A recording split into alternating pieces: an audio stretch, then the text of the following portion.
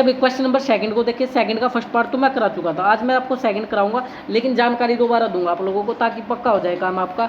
On comparing the ratio, ratio को compare करके आप ये बताओ जो find out whether the representing the following pair of linear equation. आपको लीनियर इक्वेशन गिवन है नीचे कि ये लीनियर इक्वेशन आप क्या करेंगी, इंटरसेक्ट करेंगी आपस में, या फिर आपकी ये लाइन पैरेलल होंगी या कोइंसिडेंट होंगी, या क्या होंगी, कोइंसिडेंट। तो लाइन आपको बतानी है, दो लाइनें होंगी क्योंकि दो इक्वेशन है, आप ध्यान से देख सकते हैं कि इक्वेशन फर्स्ट और ये इक्वेशन हो जाएगी आपकी सेकंड। तो दो लाइनें आपके सामने आएगी, वे दो लाइनें आपस में क्या क्या रोल निभाएंगी, आपस में बात करेंगी, आपस में ज़्यादा बात करेंगी, आपस में बिल्कुल बात नहीं करेंगी, एक दूसरे की दुश्मन है, एक दूसरे की मित्र है, या वैसे ही डोंग डोगोचला है। तो कैसे क्या काम करना है, तो इसके लिए हम सीखेंगे। देखिए इंटरसेक्ट कब करती है लाइनें, आप एक चीज़ देखिए, सारा काम रेशो का है।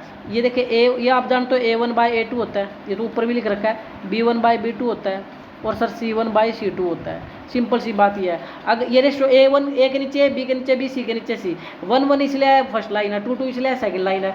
अगर रेशो अब नॉट इक्वल का आया, अगर रेशो किसका आया, नॉट इक्वल का आया, तो आप याद रखना, क्योंकि मान लो दो लाइनें ऐसे आपस में कट कर रही है, तो इंटरसेक्ट कर रही है, तो यहाँ रेशो भी कट कर रही है आपस में। ध्यान देखो यार, ये रेशो ने भी तो आपस में काटा मार दिया, तो ये इंटरसेक्ट है। लाइन कैसी होंगी यहाँ पर, इंटरसेक्ट, पूरा लिख लेना, लाइन इंटरसेक्ट होगी। अगर रेशो यही A1/A2, B1/B2, C1/C2 यही आएगा। अगर रेशो इक्वल आ जाए, यहाँ भी इक्वल और यहाँ भी इक्वल आ जाए, फिर क्या करो इसका उल्टा। भाई यहाँ पर तो क्या हुआ था, यहाँ पर तो कट कर रही थी लाइनें, यहाँ पर केस होगा कोइंसिडेंट। कैसा केस होगा, कोइंसिडेंट।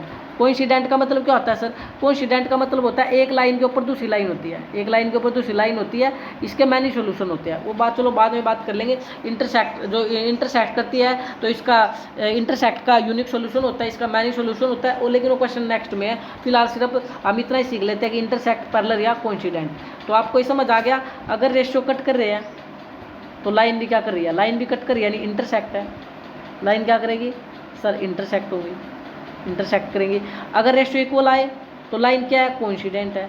बस आपको ये याद रखना पड़ेगा, मैं सिखा भी रहा, कोइंसिडेंट है।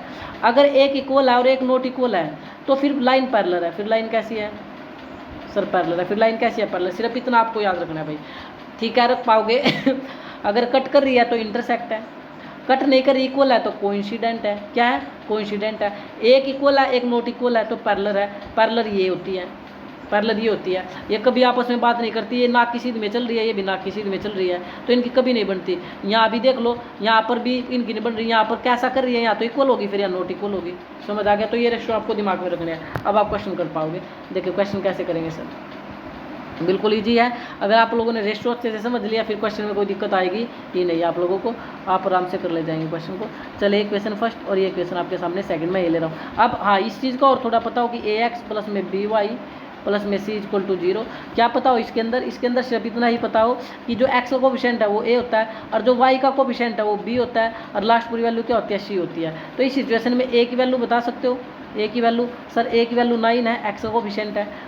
ये इक्वेशन फर्स्ट में देख रहे हो आप लोग, इसमें इक्वेशन फर्स्ट में बता रहा हूँ मैं, इसमें ध्यान से देखो। a की वैल्यू क्या है, a की वैल्यू 9 है, b की वैल्यू क्या है सर, y का कोफिशिएंट 3 है, और लास्ट वैल्यू c कितना है, 12 है। क्योंकि ये इक्वेशन फर्स्ट है तो ये a1, ये b1, ये c1 हो जाएगा।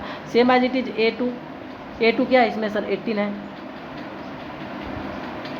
b2 कितना है सर, 6 है, और c2 कितना है, c2 24 है। कितना है, 24 है। अब क्या काम कर सकते हैं, अब बिल्कुल ईजी है, अब आप लोगों को कोई समस्या ही नहीं है। आप रख दो बस जो आपको काम करना है, a के नीचे a रख दो, ये लो ना, a1 के नीचे a2 रख दो, b1 के नीचे b2, c1 के नीचे c2 आपको रखना होता है। 1 मार्क्स में आता है, ज़्यादा इसमें काम नहीं करना। तो a के नीचे a रखोगे तो a की वैल्यू 9, तो आपका आएगा 9/18।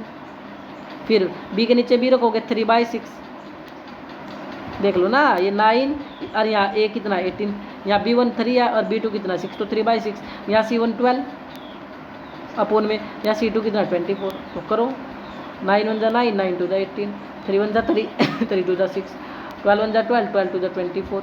तो ये भी इक्वल है। देखो सारे 1/2 1/, सारे इक्वल है। अब मैंने बताया था जब रेशियो इक्वल होता है तो कैसा केस होता है, कोइंसिडेंट। कैसा केस होता है, कोइंसिडेंट।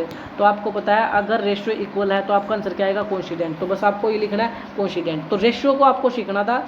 अगर रेशियो आप लोगों ने सीख लिया तो क्वेश्चन 1 मार्क्स में ये पूछा जाता है, आप आराम से कर सकते हो। जय हिंद, जय भारत।